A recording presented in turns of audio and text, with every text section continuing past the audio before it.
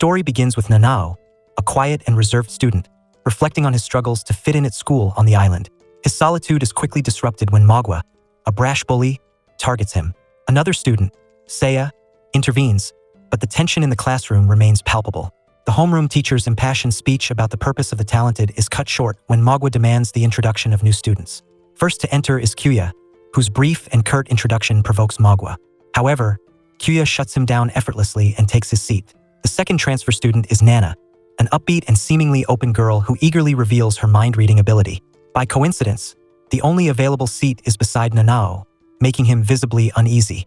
After class, Nana strikes up a conversation with Nanao, asking if he's been bullied. Magua barges in, branding Nanao as talentless and an enemy of mankind. This accusation triggers a rant from Nanao about the concept of enemies, which Magua dismisses, only to be silenced by Nana. Through their interaction, Nana discovers Nanao's deep knowledge of enemies of mankind and his fondness for his pet cat. Their conversation is interrupted by the teacher, who announces the class will elect a representative. When nearly everyone volunteers, Nana unexpectedly nominates Nanao, much to his horror. Kyuya proposes a competition between Magua, Seiya, and Nanao to decide the winner. As the day progresses, a flashback reveals snippets of Nanao's backstory. After school, Nana follows Nanao, persuading him to give her a tour of the island. Reluctantly, he agrees, taking her to the cafeteria and later to a seaside cliff. There, Nanao shares his reluctance to reveal his ability, hinting at personal struggles. Their conversation takes a dangerous turn when Nana is seemingly struck by an invisible force and falls from the cliff. Nanao leaps to save her, while elsewhere, Kyuya begins his own investigation in the school's facility room. Back on solid ground, Nana is unharmed, and the pair return to the dorms. Nana continues to encourage Nanao to embrace the class rep position, but he remains fixated on his personal mission to eliminate threats to humanity, a goal tied to his strained relationship with his father. Later that night, Nana returns a wristwatch Nanao left behind, leaving him in quiet contemplation before bed. The next day, Magua and Seiya prepare for a fistfight to decide the class representative. As their homeroom teacher and classmates watch, the two clash fiercely. Seiya gains the upper hand, but Magua, enraged, conjures a massive fireball, endangering the spectators. In a moment of heroism, Nanao steps in, using his secret talent to nullify the fireball. He reveals his ability to cancel others' powers, earning admiration from his classmates and a heartfelt embrace from Nana. Later, Nanao and Nana stand by the cliffside, discussing his newfound role as a leader, his admiration for his father, and the nuances of his ability. They test its limits, discovering it works through physical contact. Suddenly, Nana pushes Nanao off the cliff. As he dangles precariously, she coldly reads his mind, revealing the truth: she has no talent. Instead, she possesses sharp observational skills, allowing her to deduce thoughts and emotions. Nana explains her reasoning. Nanao's abilities and potential leadership make him a future threat. Convinced he would become the enemy commander of the talented, she determines he must be eliminated. Without hesitation, Nana severs the rope, sending Nanao plunging into the sea below. After stepping out of the shower, Nana glances at her phone and reads a message warning about the talented, a growing threat to humanity. The message recounts a grim tale: a person awakened to their talent, unleashing destruction that leveled an entire city.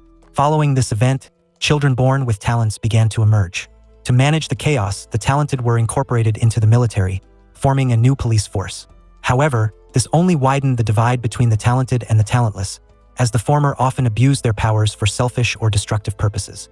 Eventually, a war erupted, with the talentless emerging victorious. Decades passed, and society softened its stance, allowing the talented to be reintegrated under strict oversight. Now, they are trained in isolated training academies to combat the so-called enemies of humanity, unaware that they themselves are the true targets. Nana, under orders from her superiors, has been tasked with a covert mission: to eliminate the talented at her assigned school. In the present, Magua approaches Nana in the schoolyard, asking if she has seen Nanao. Nana's sharp instincts kick in as Magua rambles about Nanao's bold display of power during the class rep competition before his sudden disappearance. While Magua praises Nanao's abilities, Nana remains stone-faced, her mind already calculating her next move. Nearby, students train, including Michiru, who struggles to cross a log bridge over a lake. Another student, Seiya, uses his talent to freeze the lake, rescuing a dangling pier. Observing Seiya's ability to freeze a 5-meter-deep lake in seconds, Nana reaffirms her belief that the talented are a danger to humanity. She is convinced that their immature and unchecked use of power makes them a liability, reinforcing her resolve to complete her mission. Later, Nana joins Seiya during lunch, feigning casual interest in his talent. While analyzing his every word, gesture, and omission. She scrutinizes his behavior and uncovers subtle lies, building her understanding of his character. The conversation shifts to Nanao's absence, which the class believes is due to illness. Determined to keep suspicions at bay, Nana resolves to address the situation before it spirals out of control. Meanwhile, Magua gets into a heated argument with another student, Shoichi, but Yohei steps in, revealing his time-stopping talent. Nana watches carefully, noting inconsistencies in Yohei's claims and deducing that his talent is more complex than he admits. Her phone alerts her to Yohei's staggering potential kill count, over 800,000 people, further solidifying him as a dangerous threat. During a meal at the cafeteria, Nana sits with Yohei, masking her intentions with friendly banter. She intentionally knocks over his glass, triggering his talent, and then calls him out for lying about his powers.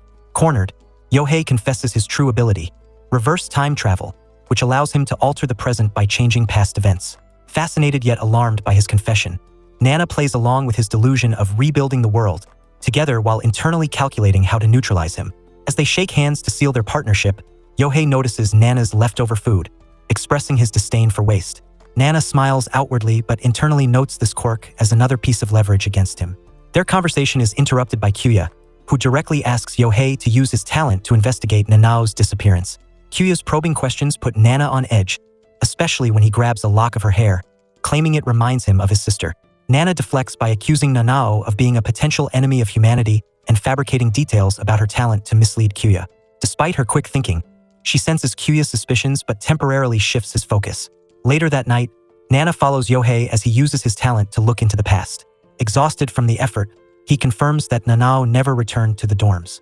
Nana notices the strain Yohei's talent places on him, deducing potential flaws in his ability. When Yohei attempts another time jump, Nana intercepts him in the past, ensuring he can't gather incriminating evidence. Upon his return, Yohei grows suspicious of Nana but claims to trust her, much to her concealed relief. The following night, Nana lures Yohei into the forest, spinning a tale about Nanao's fate. She claims he was killed and devoured by an enemy of humanity. Driven by his sense of justice, Yohei uses his talent to investigate further.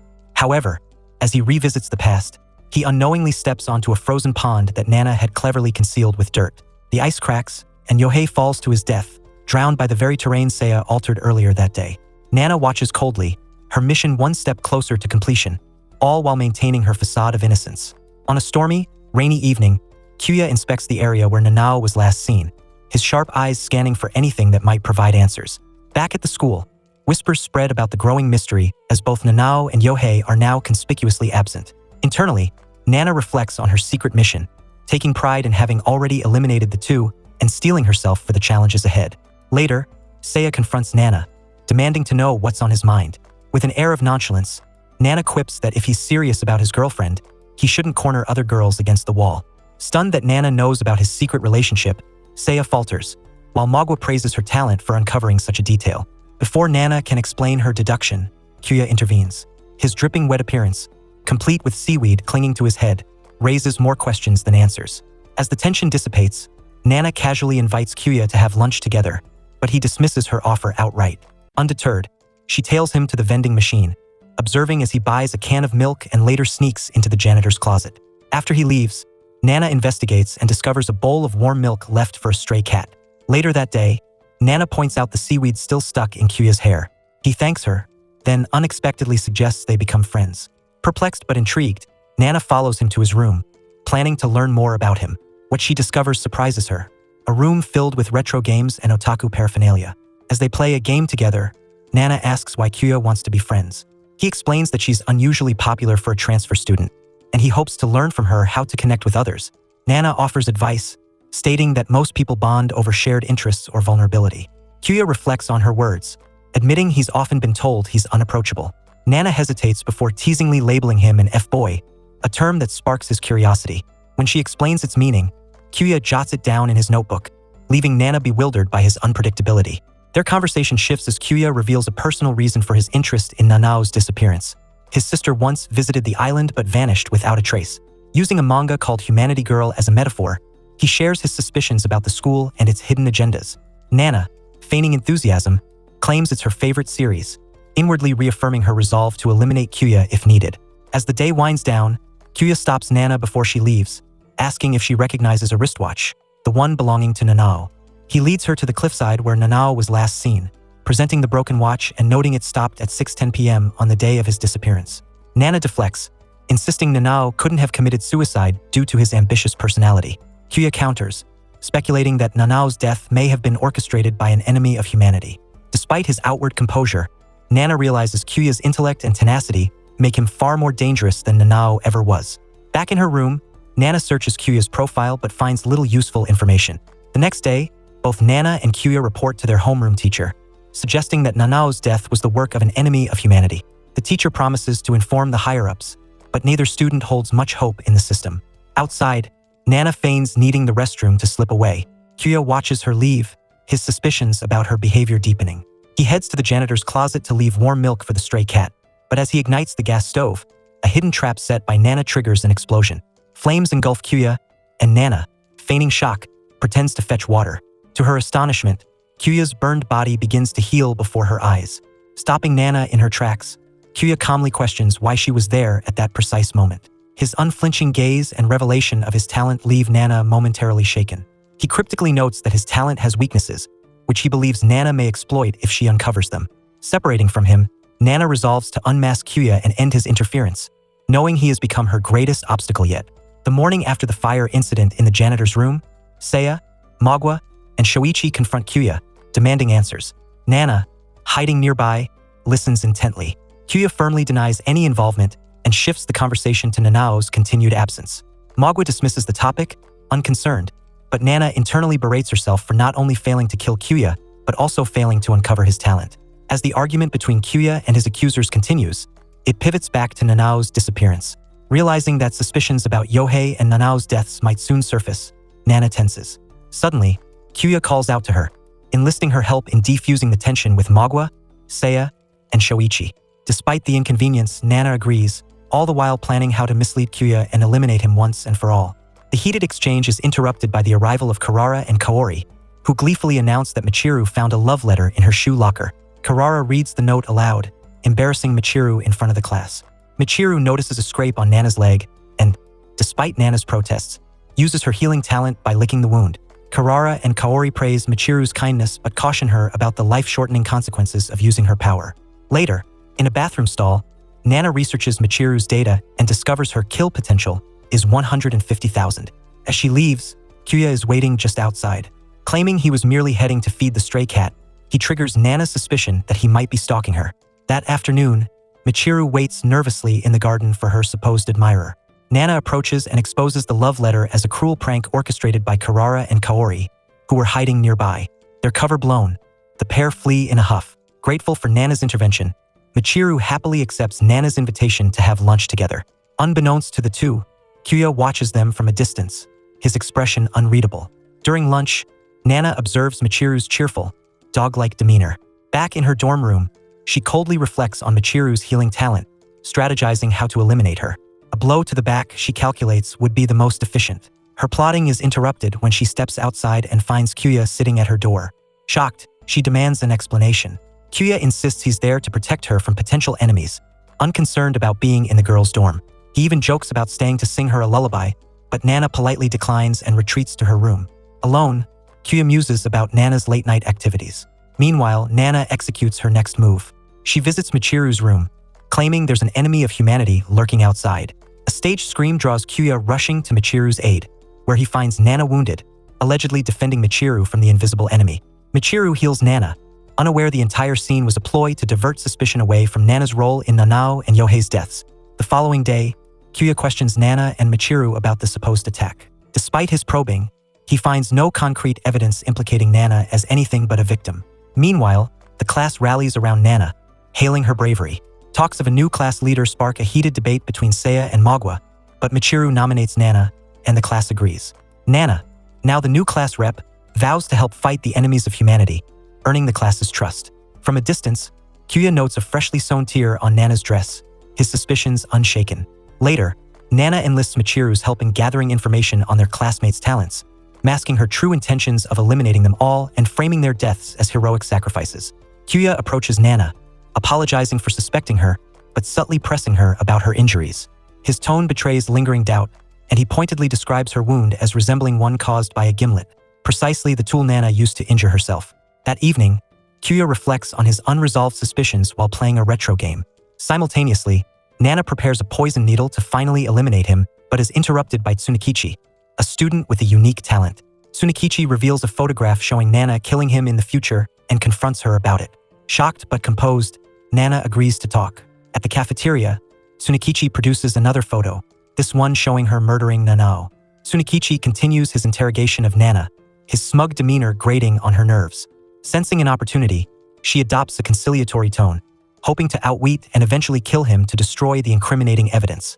When she asks him what he wants in return for silence, he shamelessly confesses that he desires a girlfriend. In Tsunekichi's room, Nana reluctantly gives him a back massage on his bed. As she presses her hands against his back, she subtly tries to coax him into using his talent for the good of humanity. Unsurprisingly, he scoffs at the idea, mocking overachievers and asserting that no one can change what's predestined. Nana silently seethes, finding his sleazy attitude insufferable. Her disgust grows when he demands she clean his ears, nude. As she massages him, Nana contemplates killing him by targeting a pressure point in his back, but ultimately holds back, knowing she needs a more foolproof plan. Irritated by her hesitation, Tsunekichi smugly reminds her of the photo depicting his death around 10 p.m., declaring its inevitability. Nana, however, resolves to defy fate by killing him sooner. As she attempts to leave, Tsunekichi reminds her of their deal. She must be his girlfriend, or he'll expose the evidence against her. Playing along, Nana feigns compliance. When Tsunekichi falls asleep, his hand resting on his camera, Nana takes the opportunity to study it. Through her deductions, she discovers how his talent functions. The camera captures future events. Armed with this knowledge, she takes the camera to the pea shed and begins plotting his demise. The following morning, Tsunekichi awakens to find Nana sitting beside his bed. Testing the limits of his talent, Nana asks if any photo he's taken has ever failed to come true, but he evades the question. Instead, he orders her to clean his room while gloating about his 5 premonitions, the maximum number of photos his camera can produce in a day. That day, however, he only managed 4 photos and discovers that Nana has the 5th one. The missing photo shocks him. It depicts Nana being strangled to death in the pea shed that very night. Smirking, Tsunekichi proposes a deal. He'll meet her in the shed, and if nothing happens, he'll trust her. Nana reluctantly agrees, all the while plotting how to outsmart both fate and her tormentor. As Tsunekichi heads for a shower, Nana finalizes her plan, determined to take control of her destiny. That night, in the pea shed, Tsunekichi initially overpowers Nana, but she turns the tide by using a poisoned needle she had prepared. As Tsunekichi succumbs, Nana reveals her trap. The 5th photo was staged, a selfie she orchestrated to lure him into his demise. With Tsunekichi dead, Nana takes a moment to savor her victory, until the sound of approaching footsteps shatters her calm. Kyuya and Michiru arrive, discovering Nana with Tsunekichi's lifeless body. Kyuya questions her presence, and Nana feigns ignorance. He presses her further, revealing that he and Michiru learned about Tsunekichi's claims that Nana was his girlfriend. Though most dismissed it as a delusion, the pair searched his room and found the ominous photo of Nana being strangled. Feigning concern, Nana asks if they discovered any other photos. Kyuya confirms they only found an absurd picture of her with soba on her head. Sensing an opening, Nana spins a story. Tsunekichi was blackmailing her, forcing her to comply with his twisted demands. Later, back in Tsunekichi's room, Nana retrieves the photos Kyuya missed, slipping them into her bag. However, Kyuya confronts her again, asking probing questions about the strangulation photo. He claims he's only trying to eliminate his suspicions, but Nana senses his true intent. Returning to her room, Nana realizes one photo is missing, the one incriminating her in Nanao's murder. Panic sets in as she deduces it must have been left on Tsunekichi's body. At that moment, Michiru, still attempting to heal Tsunekichi, discovers the photo. Shocked, she recognizes Nana killing Nanao. Before she can act, Nana appears, her eyes locked on the damning evidence in Michiru's trembling hands, bringing part 1 to an end. If you enjoyed it, like this video, and I'll see you in the next one.